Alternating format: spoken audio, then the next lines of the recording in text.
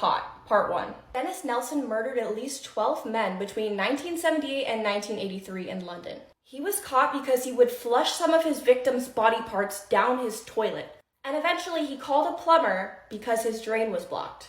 The plumber discovered that the drain was absolutely packed with bones. It's really almost like he wanted to get caught. Dennis Nilson exemplifies the shocking duality of serial killers, blending into society while concealing heinous crimes. During the 1980s, Nilson was an ordinary civil servant in North London, leading a quiet life that masked his dark obsessions. His victims, often vulnerable young men, were lured to his flat, where Nilson enacted his horrific fantasies. Strangulation was his method, but the horror escalated as he chose to keep the bodies, engaging with them over days and weeks. This bizarre companionship highlights the chilling aspects of his personality. He treated his victims as if they were alive, maintaining an illusion of companionship after their deaths. Nilson's reign of terror continued until plumbing issues prompted police investigation, leading to the macabre discovery of hidden remains. His arrest in 1983 unveiled a grotesque reality, as he confessed to murdering at least 12 young men.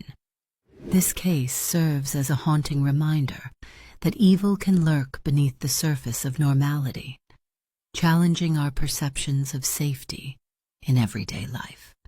Understanding Nilson's background and motivations provides insight into the complexities of a mind capable of such brutality and the facade that can deceive those around him.